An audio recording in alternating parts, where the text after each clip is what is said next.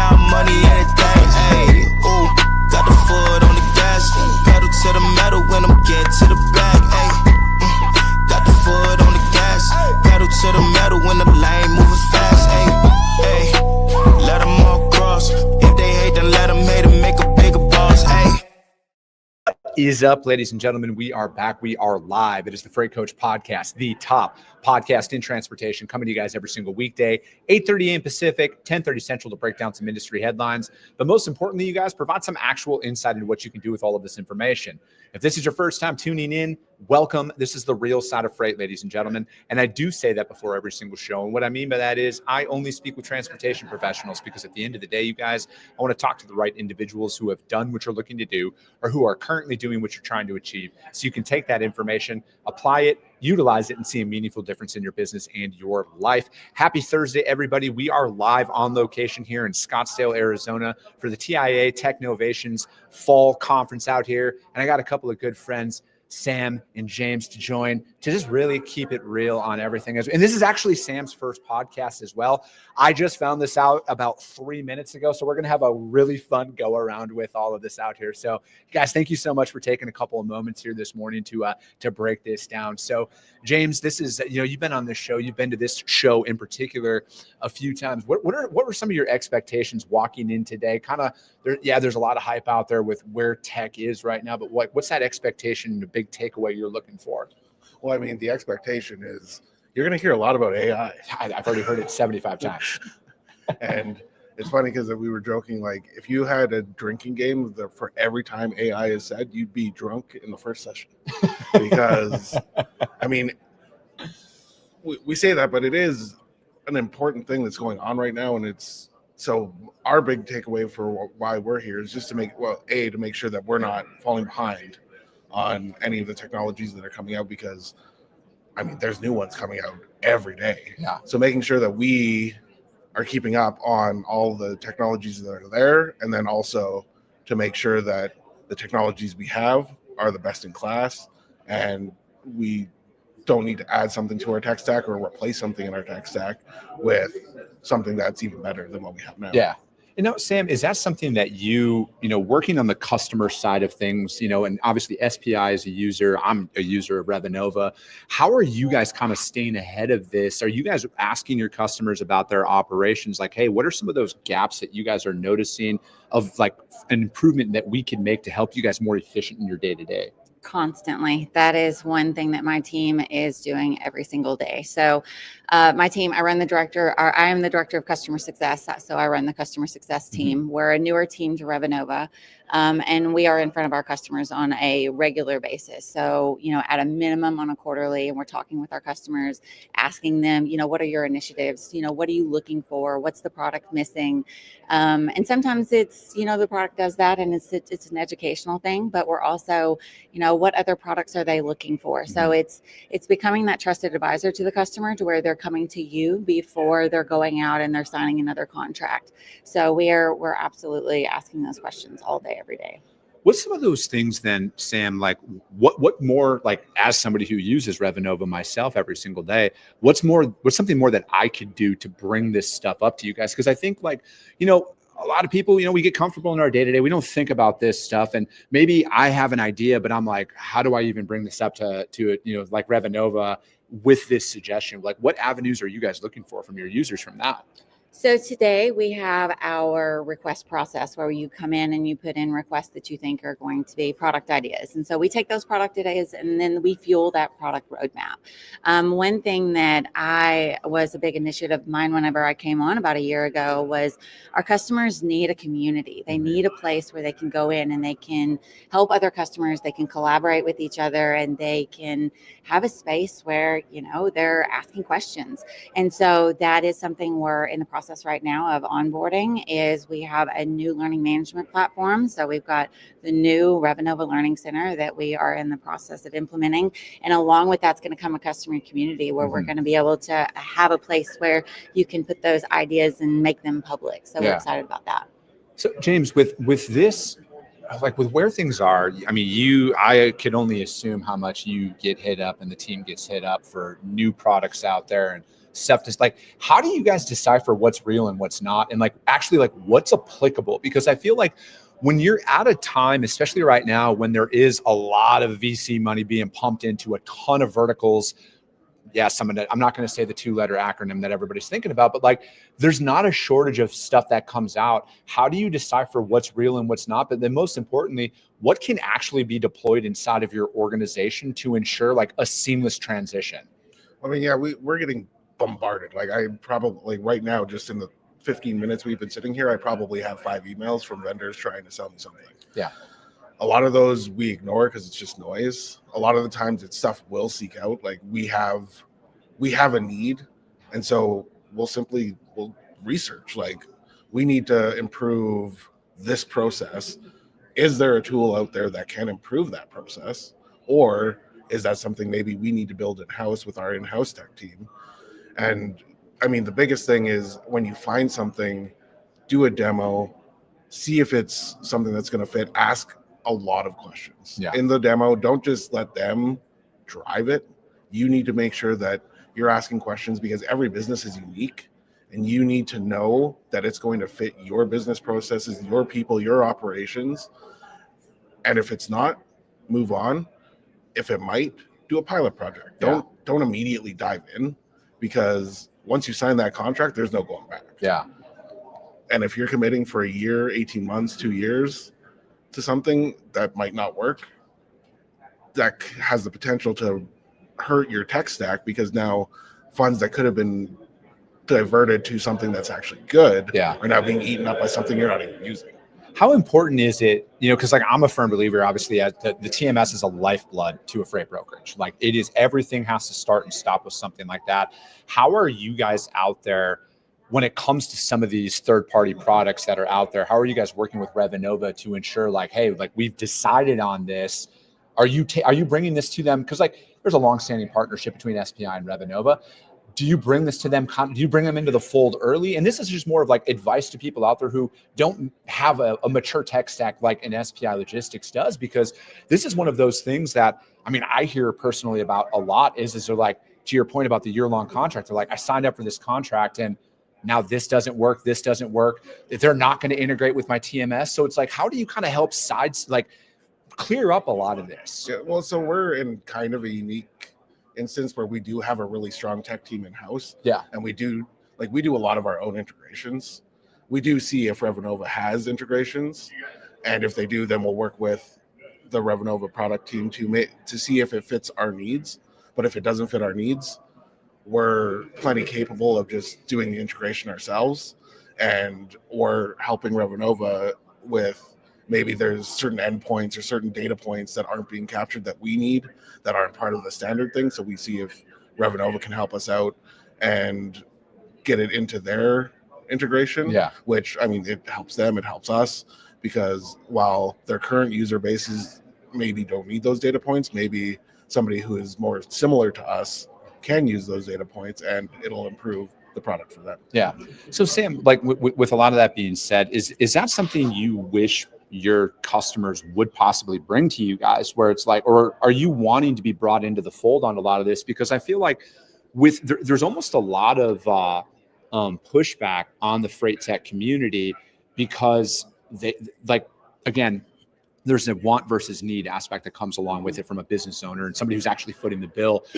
Would you openly advocate for your guys' customers, hey, come to us if you guys have questions about this? Because again, as somebody who, my entire tech understanding is restarting my computer, right?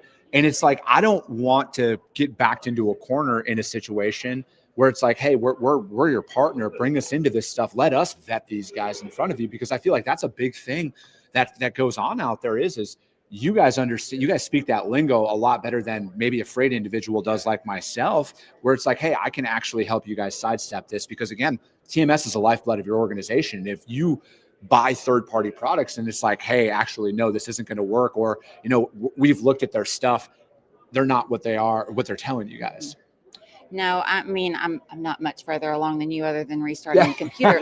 But it's not my job to be on the technical side. But we do have a ton of individuals that are able to speak to those types of things. So yes, I mean, we would love for our customers to come to us first before they go sign a contract, because it has happened a couple of times, even in the last year. They come, they sign a contract, and then it doesn't work the way that they expected it to work. And it's not that it doesn't work fully, it's just the things inside of that third party have to have a place to go within our TMS. And if they're not in there to begin with, then that's even further development, and that can take even longer. And then your customer's upset, and we never ever want that. So, because we have a ton of customers, like SPI, that have their own internal tech team, and they do all their integrations themselves, or they work with us very closely. But we have a lot that don't, and so we want to make sure and set those expectations in the beginning, because if those expectations aren't set, then someone's going to be unhappy. And I hate for the fingers to be pointed back at us when we could have been brought in early and set those expectations ahead of time.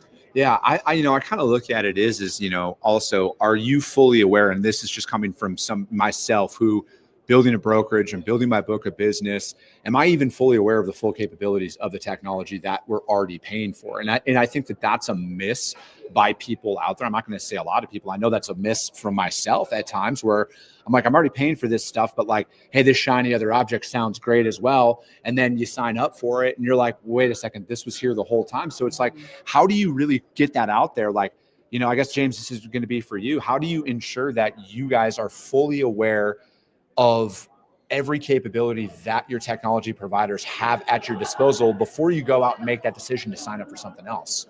It really comes down just to the testing of the actual product, and looking, like, every product, it has a sheet that says everything that's in it.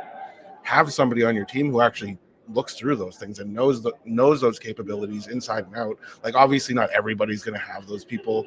Not everybody's lucky enough to have a tech team who can handle that. Like, if you're a smaller broker and you have a need, ask your provider. Just simply go to the provider and say, hey, I need this. Do you do this? Can you do this? And if not, do you know who can do this? Because they might already have a partnership with somebody who does what you're doing, and they can point you in that direction and say, hey, take a look at XYZ, because it might help you. Yeah.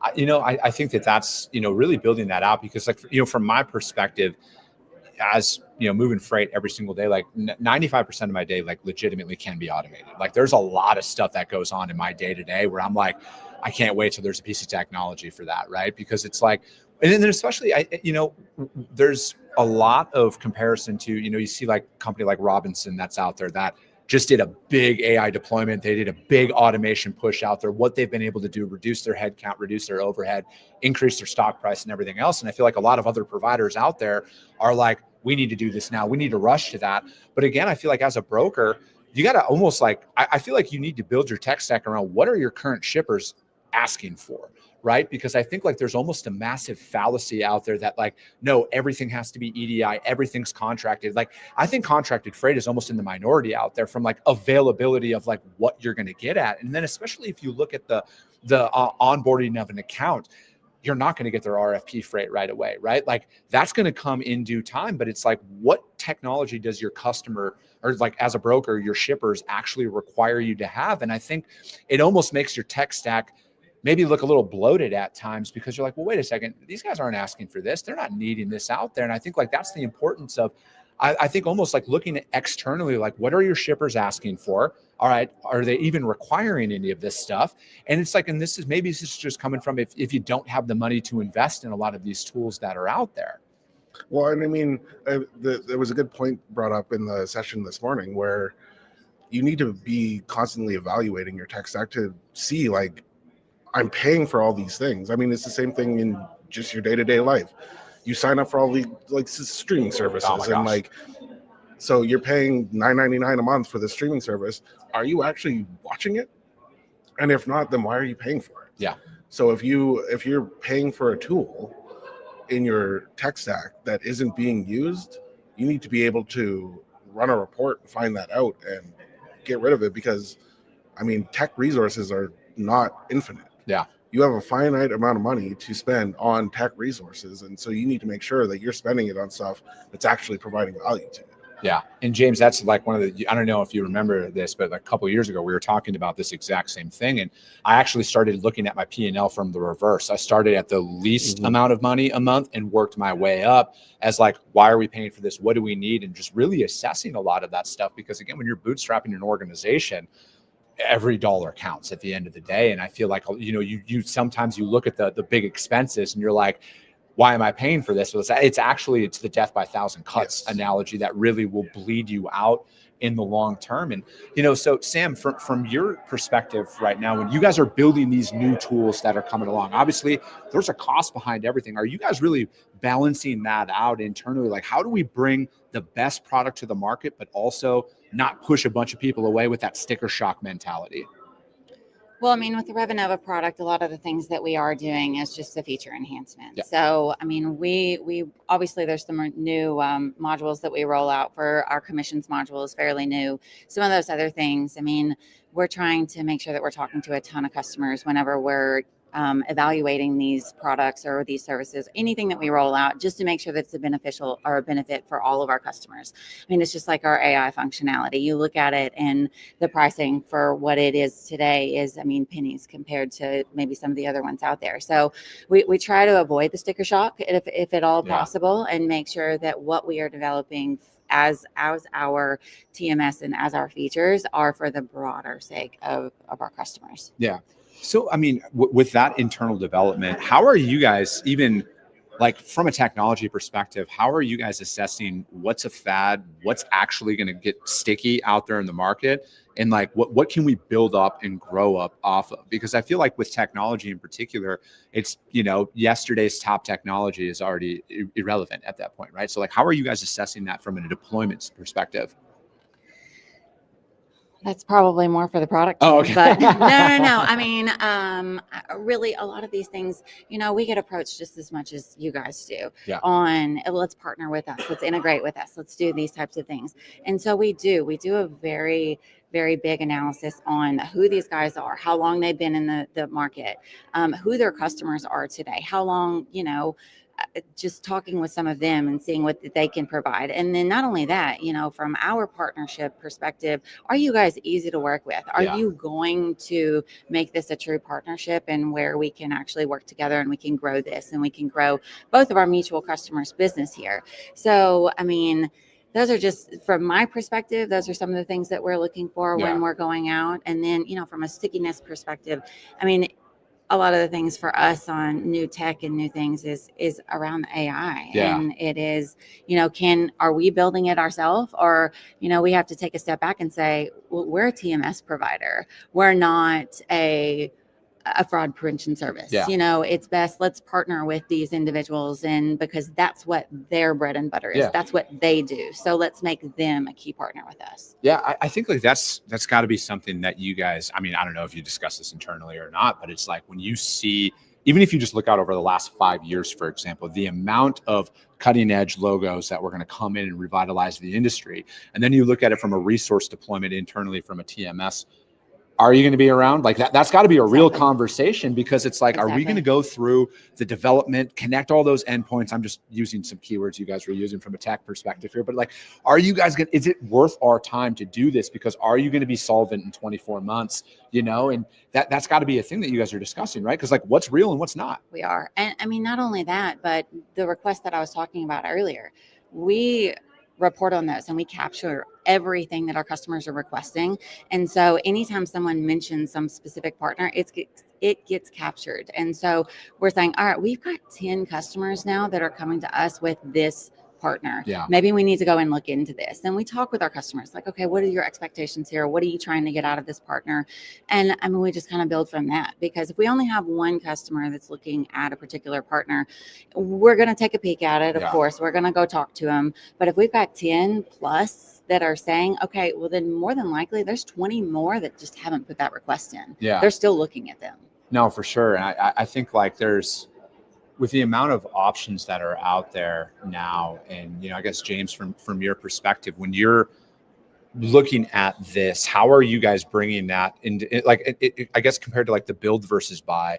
standpoint, right? With you guys having an internal tech team on that, are you guys is it more of like, hey, this looks great for now, but is this going to be like, how are you guys assessing, like, what do we build, what do we buy, and then what do we kind of roll that out? Yeah, I mean, the build versus buy is it's a hard decision to make, because it was like you're saying, like, we're a freight broker. We're not a tech company. We're not a fintech company. So do we want to stretch our capabilities and spend those time and resources on things that maybe we're not, like, maybe it's going to get 60, 70, 80% of the way there. But if we're going to spend just as much time and effort doing that, why don't you just go out and buy it? And going back to speak about your previous point, like, change management is hard. Mm-hmm. So you need to make sure that if you're going to go to a provider, make sure that, like, ask questions, make sure they're solid, make sure they're going to be around in a couple of years, and involve your operations team, for us to involve your agents to see that, is this a tool that they're actually going to use? Because, I mean, us as leaders, we think, hey, this tool is great. Yeah. But not every, like, freight brokers are very set in their ways a lot of the time. Guilty. And it's it's very hard to get them to change the way they do things. So get them involved in the process. If you have a cool tool that you think is going to improve their processes, get some of your agents, get some of your operations team on board, so that they can become the champions to sell it to the broader operations. Yeah. Because like, I look at it now, because, you know, we've integrated or implemented some new tech inside of our branch ourselves. And, you know, for me, it was, you know, like, obviously we were very fortunate to grow year over year. We had a lot more volume of freight that we were moving. But what also happens when you're starting out and building it is, like, new sales falls to the wayside, right? Because it's like, yes, you're doing it, but, like, are you really focused on that? Are you tracking that data? And that's one thing for me now that's, like, very, very important is like, how are we capturing all of this data that's out there? And I think it's like, it's almost meeting the operation where they're at. And then also, because, like, it was a major miss. And, you know, again, there's no playbook to building something from scratch, especially when you go from $0 of revenue, right? Like, we never brought a book of business into it and we had existing stuff. Like, we've built this up from nothing. And now we notice those gaps that are out there. And I'm sitting here and I'm like, all right, we can automate this at some point. We can automate that at some point. But again, it's like, how do you keep that human element factor involved? And I feel like as much automation push as there is out there, do you guys think that actually that human element is going to be the separator here in the coming years, as, like, what people are going to want to work with? Because I know truckers, right? Like, I've been around truckers my entire life. I come from a family of drivers. There will be a burnout very soon of AI dialers talking to drivers. And I think that is going to be the first thing to fall off from an AI standpoint inside of freight, are the companies that are solely being AI carrier reps. I think that's going to be the first one to go, because I know my dad, trust me, he is not going to want to talk to that on any given moment. No, I like, AI is awesome, but you're never, like, freight brokerage as a whole is about relationships. Yes. It's not about the actual transaction. It's about having a relationship with your shipper, with your customer, and that relationship cannot be automated. Like, yes, you can have touch points here and there that are automated, but in the end, breaking bread with your customer, talking with your customer on the phone, asking them about their day. Yeah. AI is not going to ask you about your day. They're not actually, AI doesn't care about the person. AI is set up to do a task. Yeah. And automation is awesome, but automation should empower your people. Yes. Make them, like, automate away all the mundane tasks. Yep. That don't require brain power, but take up time. Because why are your people spending time on things that don't take brain power? That's what AI is for. Yeah. Let AI do that so that your people can do revenue generating things rather than mundane tasks that do nothing. Yeah. And that's where my mindset is with a lot of this, because, like, I do truly feel like 90 to 95% of my day can be automated. It really can. And for me, it's like, that's what makes me be able to compete with the largest logos in the industry, because it's like, now we have the exact same tech stack that's out there. Because it's like, if I look it out and pan out on where things are right now, like, again, fundamentally, it, like, every freight broker does the exact same thing. I don't care what any of them say. We are all offering the exact same service. And now with where technology is, we all have, it's a level playing field at this point. I think this next market shift that is going to happen is going to expose a lot of people, but I feel like it's going to open up a lot of doors for those small organizations who have deployed tech in the right way, where you're going to be able to compete with the largest logos out there. And then again, you're going to be able to stay lean. But again, I think like ultimately when it boils down to it, A players are going to succeed no matter what out there. The ones who know how to leverage tech with that personal skills that are out there, if you can have a conversation, I think that's the most alarming thing that I see out there is people's inability to properly articulate what they're trying to say, because when you are so digital all the time, you kind of forget how to speak. Yes. And I think that is where I think that's going to be the biggest competitive advantage moving forward, is your ability to walk in and shake somebody's hand and look them in the eye and hold a conversation with them. What are your thoughts on that? I mean, you're spot on. You are 100% spot on. I didn't pay her to say that, I promise. Yeah, I was also born into an asset-based. I mean, I always say, like, I've been in logistics my entire life. My dad owned a trucking company. Yeah. So, I mean, I know exactly where you're coming from the relationship standpoint, from all of the things. So, I mean, I 100% agree with that. I mean, even today, my team came on board again a year and a half ago. Time flies when you're having fun. Yes. And I mean, it's one of those things that there was no customer success department within Revenova before this. And even our customers today, they want us to be in front of them. They want us to come and say and walk into their building and meet their people and shake their hand. And that element is still, especially in this industry, it's going to be here. It's going to continue to be here. No, and it is. It's like no matter what, it's still, whether it's a blue collar industry, and I've been around it, and I think a lot of the companies that are out here in this industry, a lot of small town businesses out there, right? Not everybody's in a major metropolitan area, and not everybody's going to buy in to that. I'm not going to call it hype, but like not everybody's going to buy into that, because like there's still, again, if you pan out to the shippers and the manufacturers that are out there, a lot of them aren't requiring any of this stuff. So it's like there's still going to be an opportunity for those small mom and pop organizations to make it in freight. I'm convinced of that. Like there's a reason why the paradigm hasn't shifted to 5. It's not a monopoly for a reason. Like you can be a 5-person operation out there, do $20-30 million a year or $10 million a year, whatever that is, or own a 5-truck operation. That's actually the majority of the providers that are out there. And I don't think a lot of people realize that. And then again, if you scale back even further from the contracted freight, the RFPs that I was alluding to earlier, there's only so much of that business that's available out there. And then again, James, you're a CFO, you know this. There's a certain financial aspect that comes along with it, where it's like, if you're going to work with these large companies, you better have multi-7 figures a month to extend them in credit, because that is a major component that comes in. But where you're not going to see that is at that small to mid-sized level, those family-owned companies where it's the 3rd generation metal manufacturing company in rural Kansas. They're not going to expect that. And that's where a lot of these things are. So again, it's like, I guess as we're wrapping up here, as great as technology is and being on the cutting edge of that, I feel like your ability just to operate in where your customers are and like where the industry is, I think like that's just going to be a competitive advantage moving forward. No, I would 100% agree with that. 100%. Like in the end, just be like you said, being able to talk to somebody is the most invaluable skill you can get. And that sadly, it is a skill that is being lost. And like you said, the people who can do it, those are the people who are going to succeed in the future. Yeah. And automate the rest of the business. Yeah. You can't automate your ability to speak, but you guys, thank you so much for your time this morning. I appreciate it. That is going to be it for today, ladies and gentlemen. We will be back tomorrow. We got another special guest. We're going to be going live a little bit earlier because, like I always say, you guys, my guests have day jobs and they're here to work. So we're going to always accommodate that schedule. As always, you guys, if you got value in what you heard and you're not subscribed, subscribe to the show. And if you're feeling ambitious, rank it on iTunes and Spotify, because if you see value, your network's going to see it as well. I appreciate you guys. I love you guys. And we'll be talking to you soon. Came back with a bang. Window down, yelling out money, anything. Hey, ooh, got the foot on the gas. Pedal to the metal when I'm